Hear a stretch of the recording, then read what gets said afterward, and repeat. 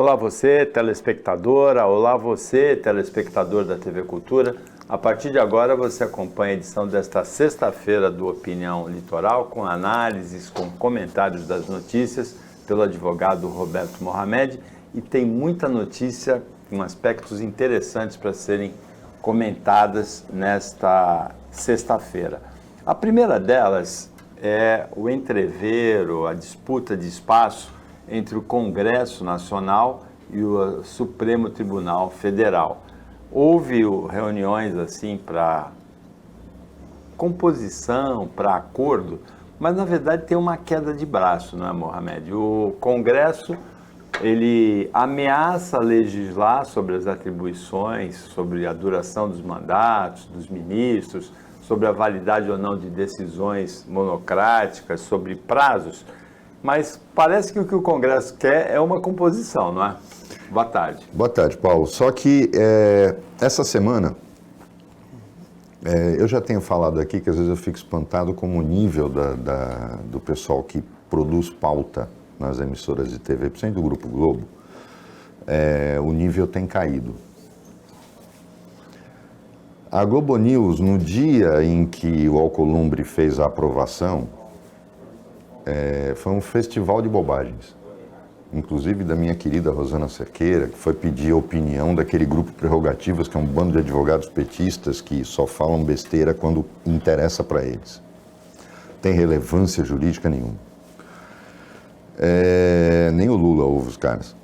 Então, o que me chama a atenção é o seguinte. Eu já vi coisas serem aprovadas na CCJ em menos de 42 segundos.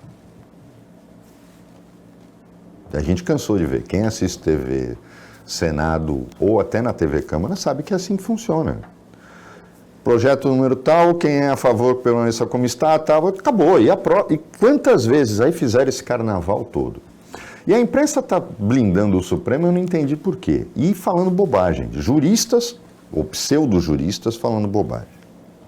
Explicar para as pessoas o que é uma PEC e o que é a atribuição da Constituição e da lei. Qualquer projeto de lei que mexa com um determinado poder só pode ser feito por iniciativa desse poder. O que é iniciativa? É apresentar o projeto. Ou seja, o Executivo não pode apresentar projetos que sejam de iniciativa do Legislativo. Tem que ser um deputado. Normalmente, o que o governo faz? Pega um deputado da base e ele apresenta o projeto. Porque não pode ferir a iniciativa. Quando é de responsabilidade do Executivo, como é o caso da reforma tributária, tudo isso, o Executivo apresenta diretamente o projeto. Quando é um projeto do Poder Judiciário, cabe ao presidente do Supremo Tribunal Federal apresentar o projeto. Nós estamos falando de lei. Lei complementar, lei ordinária.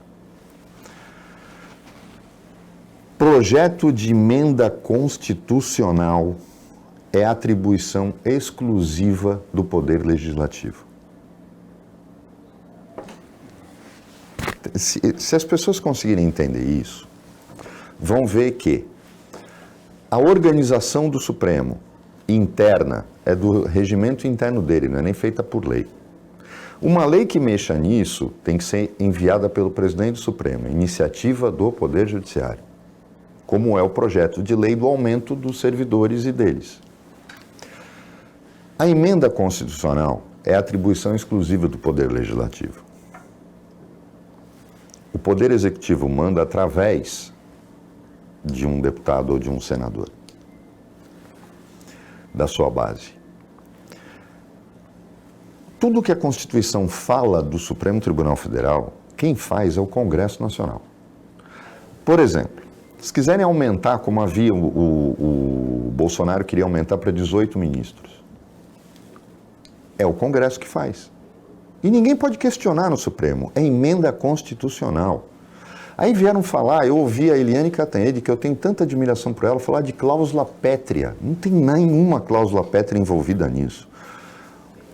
O Congresso tem legitimidade para estabelecer mandato para os ministros do Supremo, aumentar ou diminuir o número de ministros, determinar na emenda constitucional como vai ser feito o julgamento, o que é competência, o que não é competência, quem determina é a Constituição. Portanto, o Congresso Nacional tem competência e legitimidade para propor o que ele quiser. Quem não está seguindo o ordenamento jurídico do Brasil constitucional é o próprio Supremo, a gente já discutiu aqui. Flagrante continuado que eles inventaram, dando cartaz para quem não tem relevância nenhuma, chamar vandalismo de golpe de Estado. A gente está chegando num ponto de exagero e que realmente as liberdades individuais estão sendo questionadas. Porque basta a gente ver o seguinte, quer dizer, um traficante tem todas as provas dele anuladas porque revistaram o carro, quer dizer, o Supremo equiparou o carro a domicílio por conta própria. Então, esse tipo de coisa não pode existir mais. Esse tipo de coisa, pode-se até colocar que o Congresso está querendo negociar, Paulo. Mas, na verdade, o que eu acho que está acontecendo é uma reação do Congresso a esse ímpeto legislador que o Supremo está tendo. Eu não vejo nenhum problema em o Supremo, quando provocado, porque a questão do aborto ele foi provocado por uma ação, na questão, em todas as questões que ele tem se manifestado e que estão chocando essa pauta conservadora, demarcação, marco temporal, ele é provocado por algum partido de esquerda que sabe que vai perder no Congresso. O que ele não pode é interferir nesse equilíbrio. A situação, a maioria que manda no Congresso. Ele não pode pegar e querer inverter as regras do jogo por uma ação de um partido que tem 3 deputados. Isso não pode acontecer. Mas é o que a gente está vendo acontecer. Então, eu acho que eu estou vendo muita bobagem escrita na imprensa, não sou o dono da verdade, mas estou falando da minha área. O Congresso tem toda a legitimidade para fazer o que está fazendo. Tem competência para fazer o que está fazendo. O que eu falo então, que o Congresso usa de ameaça, porque nem todas essas iniciativas contariam com uma maioria qualificada de uma proposta de emenda constitucional. Então, quem acena com isso, não tem certeza da aprovação, porque é uma aprovação difícil. Agora, tem um ponto que é importante de ser esclarecido. Essa coisa que você citou de vandalismo e golpe de Estado. A intenção de quem invadiu e vandalizou a sede dos 3 poderes no dia 8 de janeiro, pelo menos a intenção de quem pensa ali, era criar uma situação que obrigasse a uma intervenção do Exército. Para mim, é clara essa intenção. E no julgamento do Supremo, essa tese ganhou por 9-2. 9 ministros entenderam que a intenção era de golpe de Estado, porque é questionável, porque não teve uso de armas, por exemplo. Né? Quem colocou uma bomba no aeroporto nem foi o pessoal de 8 de janeiro, foi outro pessoal. E 2 ministros votaram contra. Como é que você vê isso? Porque, na verdade, é uma questão de interpretação aí. Na verdade, você vê o voto do Cássio Nunes e do André Mendonça, não é o fato de, eles são bolsonaristas. O próprio Zanin foi a favor da redução de pena. Eu acho que foi exagerado. Porque 17 anos é uma pena exagerada para um vandalismo, Exatamente. Ela só se justifica se você interpretar como tentativa de golpe. Aí, tentativa de golpe, quem poderia dar seriam justamente os militares. Então, eu não vejo a dosagem da paulada que o Supremo está dando proporcional aos crimes, Paulo. O mesmo tribunal que solta um dos maiores traficantes do Brasil, condena uma pena dessa o cara que foi lá e fez xixi numa cadeira de ministro. Eu estou falando de 2 pesos e 2 medidas, é isso que está acontecendo. A gente está vivendo uma fase de insegurança no Brasil, e isso está acontecendo em todas as cidades, motivada por quê? A polícia está enxugando o gelo, ela prende e o judiciário solta. Agora, quer dizer, existe uma tolerância com o tráfico, existe tolerância com o crime, e uma intolerância com motivação política. Aí eu já acho que a coisa começa a chamar muita atenção. Tem um outro ponto que merece análise também, é um assunto que você recorrentemente toca aqui, que é a punição ao Daniel Silveira, deputado que ameaçou o ministro Alexandre de Moraes. Dois juristas aqui, o Ramon Mateu, desembargador, o Luiz Salles, procurador, promotor de justiça do Estado de São Paulo, os dois disseram que a dosimetria é exagerada, mas que está prevista na lei.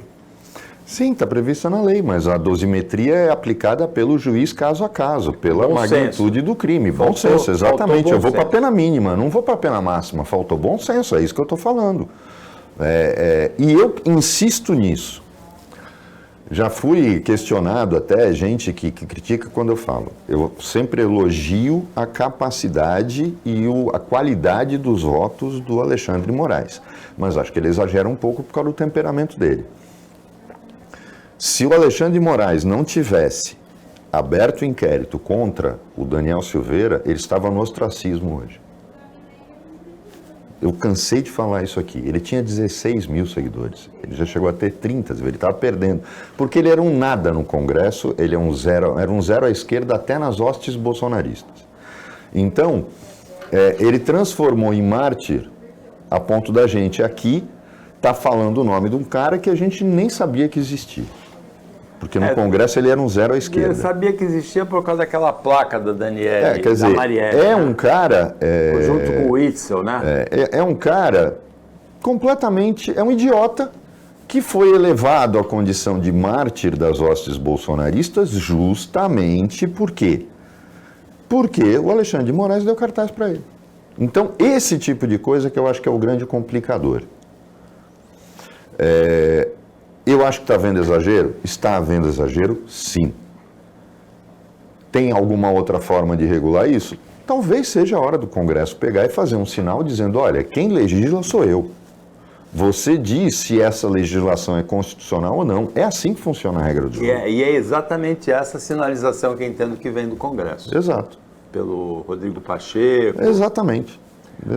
Opinião Litoral para o intervalo. É bem rapidinho, fica com a gente.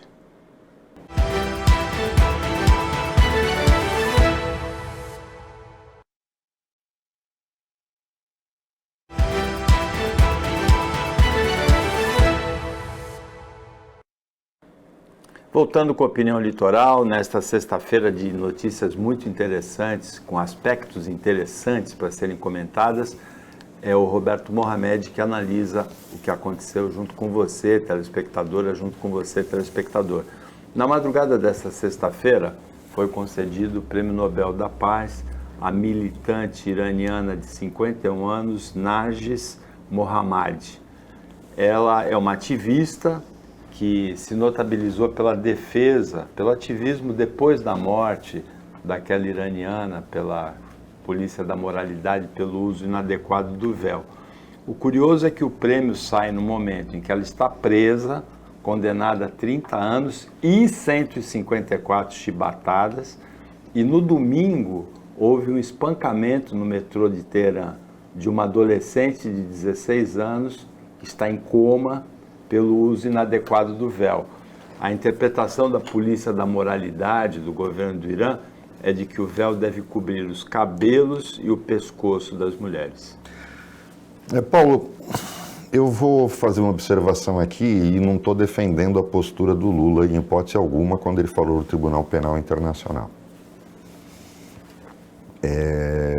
Mas ele não está errado em algumas coisas. E a gente vai ter que trazer também para a discussão o que está acontecendo agora em relação à guerra da Ucrânia. Porque isso mostra claramente como é que funciona o mundo.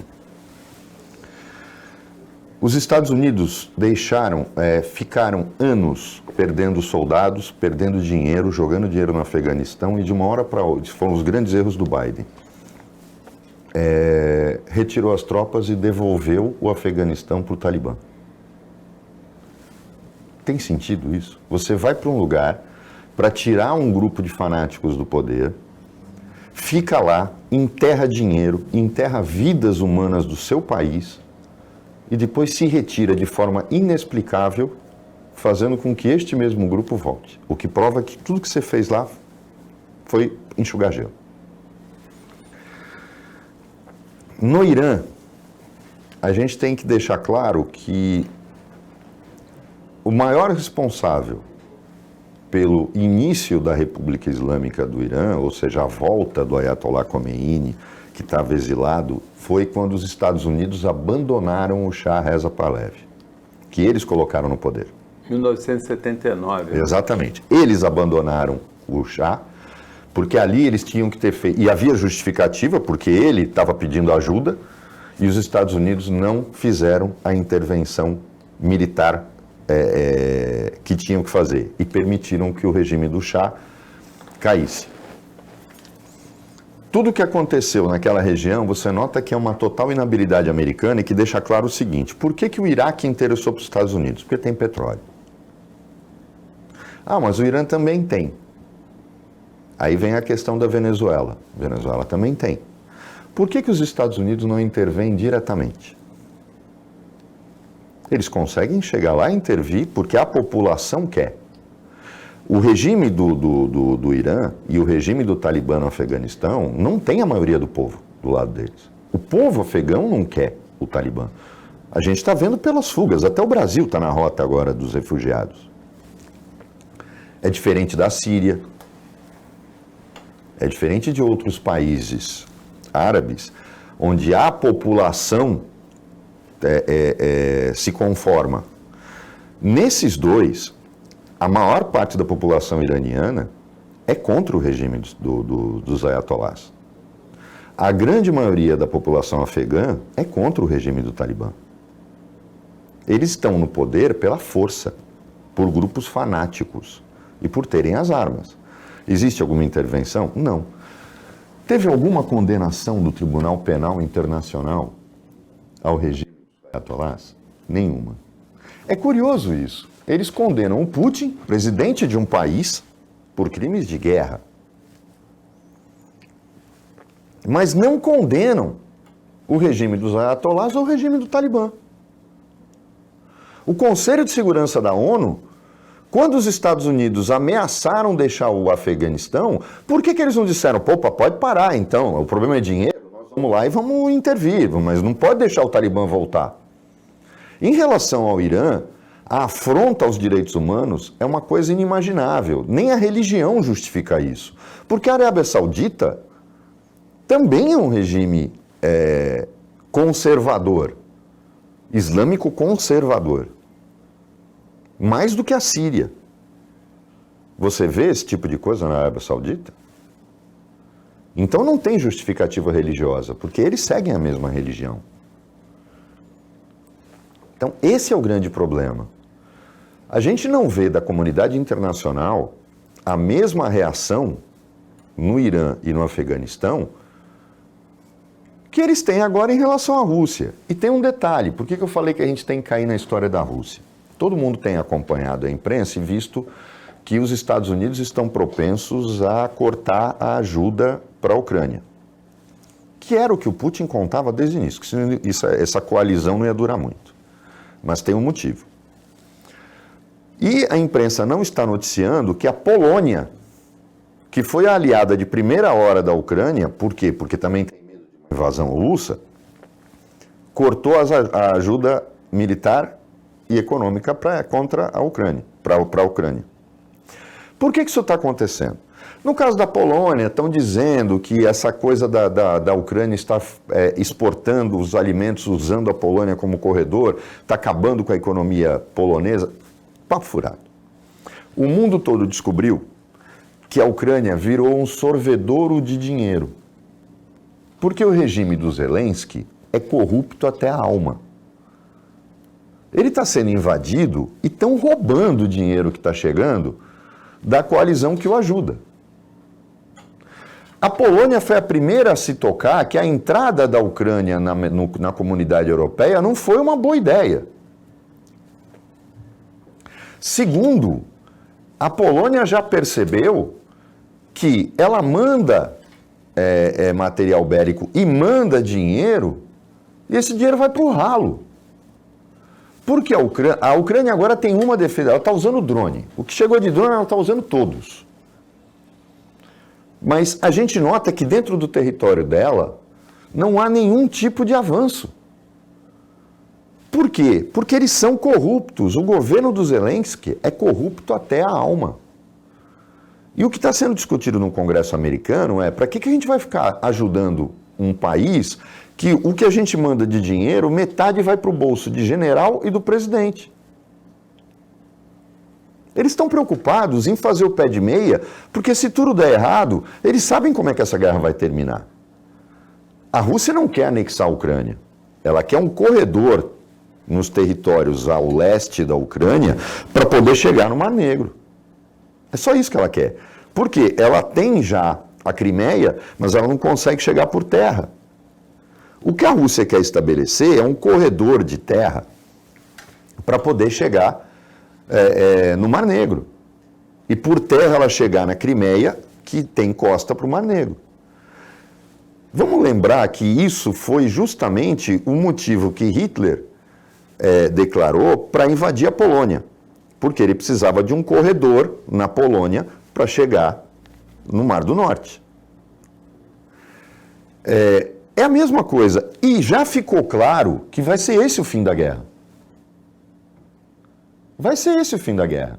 Por quê? Porque se os Estados Unidos falarem, não vou te ajudar mais, os países europeus seguirem o exemplo da Polônia, falarem, não vou te ajudar mais, acabou, Paulo. O Zelensky vai ser obrigado a negociar. E todo mundo está vendo que não dá para manter essa guerra mais tempo. E o que o Putin quer é o que ele já tem. Ele já firmou o corredor para a Crimeia. Então, é a Ucrânia aceitar isso. E isso, estamos falando aqui, não estou questionando se a ação do Putin foi legal ou não. Estamos aqui abordando a realidade. Eu cansei de dizer aqui, a Ucrânia nunca existiu como país. Ela foi uma ficção, um país inventado, porque ela era uma das repúblicas socialistas soviéticas e que o Putin diz que foi um erro histórico do Lenin, talvez tenha sido, mas a Ucrânia foi a mãe da Rússia. Não a Rússia a mãe da Ucrânia. O Império Russo começa na Ucrânia. Então, é preciso entender, a Ucrânia sempre foi parte da Rússia, porque ela criou a Rússia. O Império Russo nasceu dela. Então, nunca existiu um país chamado Ucrânia. Nunca. Assim como a Bielorrússia nunca existiu. Se criar, foi diferente de algumas repúblicas ali ao sul, orientais, que foram anexadas. Mas foram anexadas pelo Império Russo. O único território que foi anexado pelos soviéticos foram as 3 repúblicas bálticas, que foram invadidas pela União Soviética por causa do acordo entre a Alemanha e União Soviética de não agressão, em 1939, e a Rússia anexa as 3 repúblicas e fica com metade da Polônia e Hitler ficava com a outra metade da Polônia. Esse era o acordo que Hitler rompeu quando invadiu a União Soviética. Então vamos deixar claro que a história da humanidade está cheia de casos assim. O que a gente não pode é fechar os olhos para o que os americanos fazem, que é a grande falsidade histórica americana, de que quando há um interesse real, eles fazem. Quando não há, eles querem que o mundo se exploda. É isso que está acontecendo. Apoiar a Ucrânia, na minha opinião, foi um erro tático. O Biden cometeu esses erros todos. Eu vou falar uma coisa aqui, Paulo. A gente torceu para o Biden na última eleição. Só que eu acho que foi muito ruim para os Estados Unidos. Lógico que a solução não é um louco como o Trump. Mas mesmo um louco como o Trump tinha mais a cabeça no lugar do que o Biden. Sabe o que me pareceu depois que o Biden assumiu e ultimamente? O mundo fica muito mais perto de uma guerra com o Biden do que com o Trump. Porque o Trump soube negociar. Não houve crise, nenhuma crise, com o Trump no poder, entre Estados Unidos e Rússia ou Estados Unidos e China. Você lembra? Nem com o Irã, né? Nem com o Irã. Por que o Trump... Não, o Trump batia no Irã. Mas não teve crise, né? Quer dizer, ele teve... Como ele fala que ele se arrepende de não ter invadido a Venezuela, é bravata. Mas o Trump foi muito mais cabeça no lugar do que o Biden.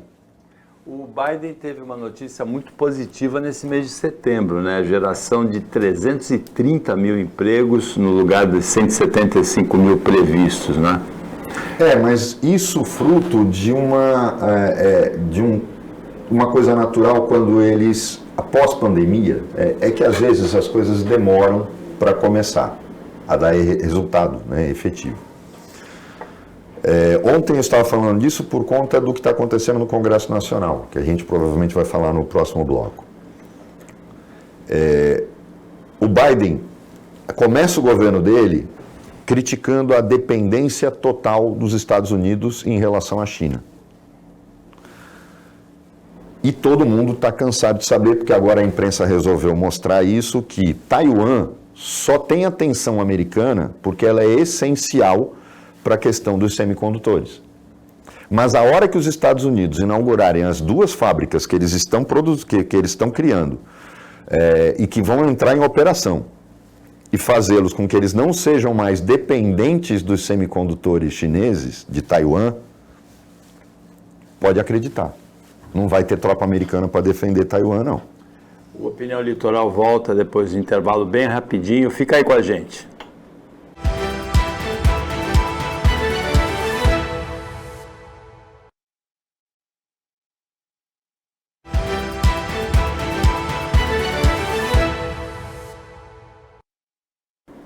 Voltando com a Opinião Litoral, agora é o último bloco, o Roberto Mohamed analisa as notícias com você. E tem uma notícia referente à execução orçamentária do Brasil. Esse ano, com um déficit grande, uma promessa de zerar esse déficit no ano que vem, do ministro Fernando Haddad, do presidente Lula, a promessa, mas bastante ameaçada pela atitude do Congresso, não é, Mohamed? Paulo, o grande problema é que todo mundo sabe que em 2024 nunca o governo vai conseguir zerar o déficit, porque ele não tem nada de corte de despesa, muito pelo contrário, ele só cria despesa, é a natureza do Lula, ele não ia fazer isso no governo, então não adianta o Haddad ficar pintando o que é possível. Mas o governo até tinha algumas boas ideias, uma delas foi resgatar a credibilidade dos precatórios, por exemplo. Existe um projeto agora no Congresso.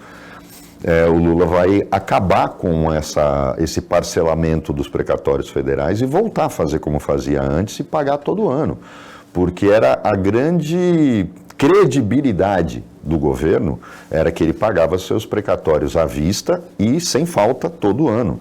A história do atraso dos precatórios ficou lá para trás, quando houve o último calote, que foi o do Fernando Henrique. Desculpem, não foi do Fernando Henrique, do Collor e do Itamar. Então, é preciso entender que o Congresso tem a capacidade de sabotar a política do governo.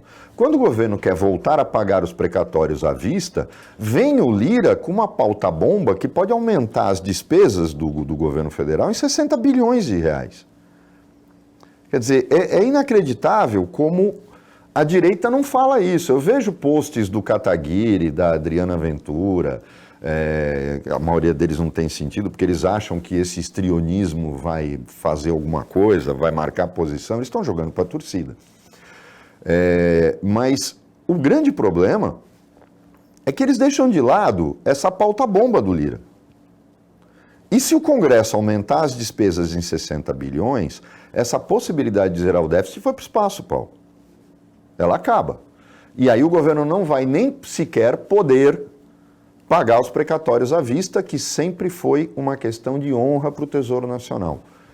O Tesouro Nacional sempre honrava os precatórios e o Lula, inclusive, adiantou de dezembro para abril o pagamento dos precatórios. E o pagamento dos precatórios, quando a gente fala, esses são os precatórios de previdência social para os aposentados que ganharam ações na justiça, os precatórios de desapropriações, os precatórios de ações de cobrança de impostos. E esse dinheiro era injetado na economia. É muito importante o pagamento dos precatórios federais. Jamais poderia ter se feito o que se fez no governo Bolsonaro, o que o Guedes fez, de parcelar o pagamento. No governo Lula já houve um avanço em menos de um ano, que é o da compensação direta com o fisco dos precatórios federais. Mas é preciso também que se volte a honrar a credibilidade que eles sempre tiveram, de serem pagos à vista.